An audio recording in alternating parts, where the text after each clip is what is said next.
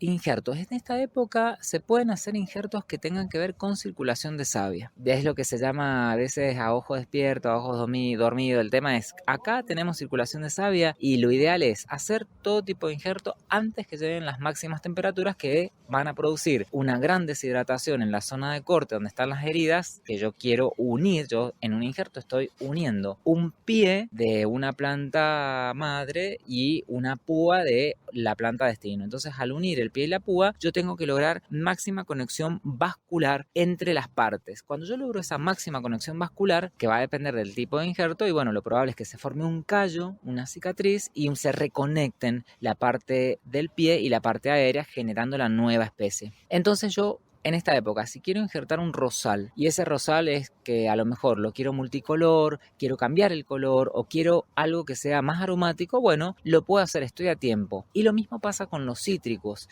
Hay muchas personas que tienen un pomelo y a lo mejor quieren una rama de limón y una rama de naranja y se puede hacer tranquilamente porque son compatibles. El tema es seleccionar materiales que tengan el mismo diámetro o diámetro semejante, porque si varían los diámetros voy a tener mucha superficie de lastimadura expuesta que va a producirse pérdida de agua y va a malograr todo el injerto. Entonces los diámetros deben ser semejantes y deben ser no lignificados o no tan lignificados. En el caso del rosal vamos a trabajar con el material del año y en el caso de los cítricos también vamos a trabajar del año. Para cítricos hacemos el tipo de injerto tipo hendidura, que no sabría cómo graficarlo en radio. Es como si yo en el pie de la planta donde voy a poner la púa, hago un corte de modo tal que hago un corte horizontal o transversal y luego hago un corte vertical, voy a tener como una rama dividida en dos partes. Pero ¿con qué objetivo? Con que después, al cortar una púa en forma de V, yo pueda insertar la púa dentro del otro corte.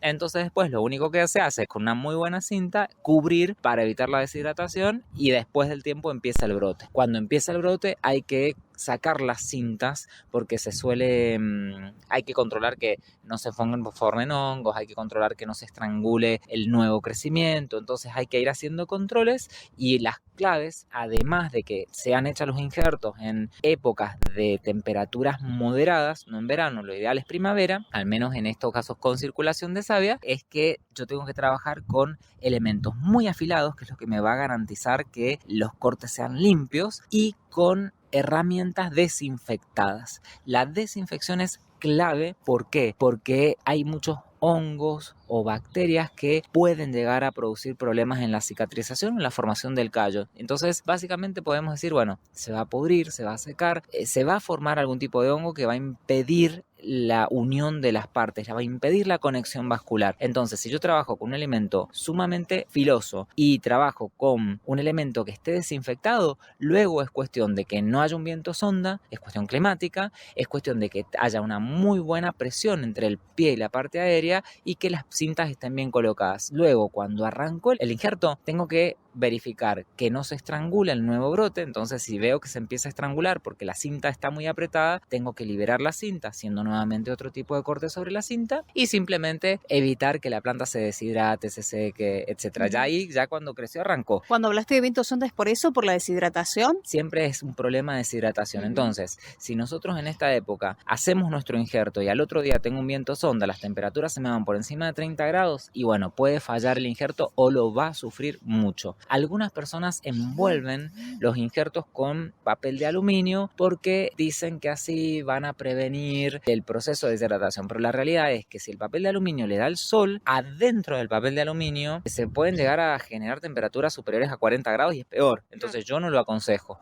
Es simplemente que en esta época yo todavía estoy a tiempo de hacer injertos, tenemos semanas de 20 grados, 25 grados, 22 grados, está muy lindo y el consejo sería, si al otro día va a haber sonda y ya está anunciado y bueno, no es momento, no lo vas a hacer. Pero si por ejemplo ahora tenemos una semana hermosa y querés hacer un injerto, hacelo. Podés hacer hendidura o podés hacer escudete. Y el escudete es un poco, el rosal se hace muy bien por hendidura y por escudete. El tema es que en escudete se toma una púa que directamente saca la yema y cuando tenemos la yema la insertamos en una T que la vamos a formar sacando parte de la corteza del pie. Es como un poquito, nuevamente es difícil de explicar sin ver, ver. Es como la radio tiene que tener muchísima imaginación para poder... No, pero bueno, te cuento que nuestros oyentes también son muchos productores, Sí, entonces bueno, ellos los van a entender. Obviamente. La gente que nos escucha en la ciudad, bueno, por ahí se les va a complicar un poquito, pero pueden hacer el intento. Es verdad, es así, tenés razón. Pero igual, si uno busca las imágenes de lo que es injerto en escudete e injerto en hendidura, rápidamente te das una idea de cómo, por ejemplo, en el escudete, con la navaja de injertar,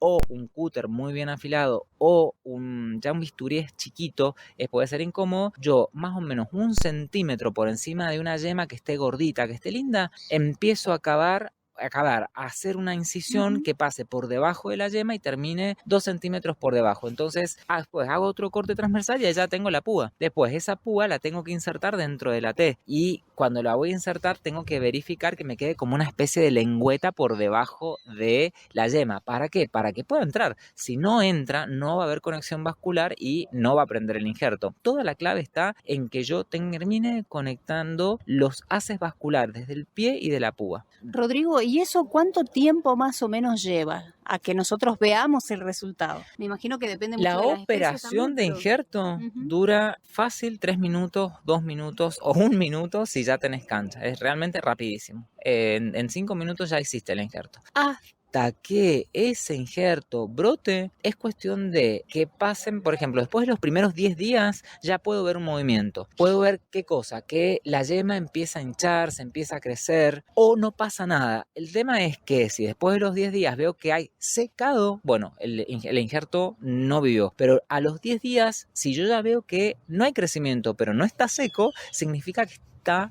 con ganas de vivir. Y yo siempre digo que es práctica, porque dicen es mano, no, es práctica. Esto es muchísima práctica y hay muchos injertadores que tienen una probabilidad de éxito o fracaso del 50%, y en ese caso es porque están aplicando un error en la técnica. A veces tiene que ver el error con la obtención de las púas, otras veces tienen que ver con la higiene y otras veces tienen que ver con el filo. El filo es clave. Y a veces, muchas veces se hacen injertos en noviembre. Imagínate lo que pasa con un injerto en noviembre. Entonces no.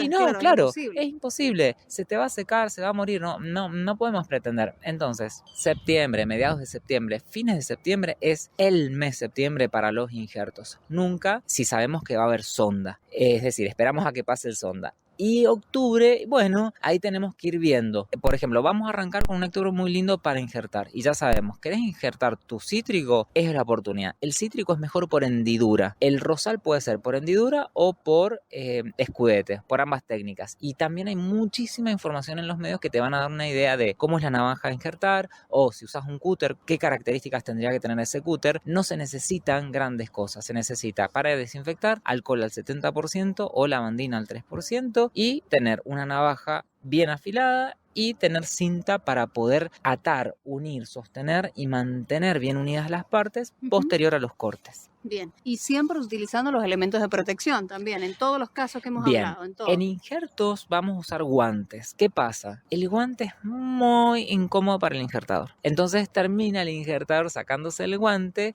pero si vos no tenés esa práctica y estás cortando hacia adentro, te podés cortar fácilmente una parte del dedo de la mano. O sea, estamos hablando de elementos extremadamente afilados, entonces si no tenés mucha práctica es conveniente utilizar un guante, al menos hasta que adquieras la práctica. En el caso de poda de árboles, sí necesitamos, si nos vamos a subir al árbol, arnés, casco, antiparras, necesitamos guantes. O sea, ya en podas de arbolado necesitamos más elementos de seguridad. Ahora, si estamos hablando de una poda de un rosal, una poda de un arbusto, simplemente con los guantes y la antiparra ya es suficiente para poder manejarnos sin riesgos. ¿Dónde están los riesgos en ese caso? En las manos y en los ojos. Y recordemos que con el tema del jardín, si queremos matar alguna maleza, si es que vamos a echar algún agroquímico, ojo ahí también con todos los elementos de protección.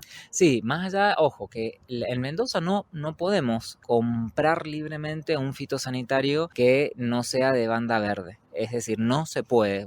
Y los herbicidas ya son banda amarilla para arriba. Entonces es como que tienen un nivel de toxicidad importante. Por lo tanto, no deberíamos manipularlos sin una recomendación técnica. Y ahí aparecen los ingenieros agrónomos, en donde si me va a dar la recomendación para, por ejemplo, usar un MCPA, que es un herbicida hormonal, pero que tiene un efecto en la salud o puede ser contaminante para el suelo y el agua, y bueno, es como más difícil. Y no deberían vendérmelo. Ese es el otro tema. Sin una receta agronómica y sin una aplicación. Ahora, vamos al caso de que yo puedo o he podido, porque tengo ese ingeniero agrónomo que me va a hacer la receta y lo he podido comprar, he podido tener el herbicida. Si son banda amarilla, son moderadamente peligrosos. Entonces es como hay que tener mucho cuidado y ahí sí tenemos que utilizar un mameluco, guantes, los mamelucos que utilizamos para aplicación en cualquier tipo de pulverización, que son plásticos y lavables. Tenemos que utilizar una máscara, no el barbijo, es máscara directamente. Tendríamos que también usar unas muy buenas antiparras y el delantal durante la preparación. Pero eso, ¿por qué? Porque los riesgos de contaminación o de intoxicación crónica o aguda por vías de un fitosanitario, ya sea por vías dermal, oral, por inhalación, son grandes. Entonces, nunca se utiliza la ropa de la casa, nos tenemos que proteger y tenemos que tener mucho cuidado con la manipulación de cualquier fitosanitario. Eso es como clave. Rodrigo, bueno, muchas gracias por estos minutos con Protagonistas del Campo Argentino. Ha sido muy amable. Muchas gracias a ustedes y muy feliz de poder contribuir. Protagonistas del Campo Argentino.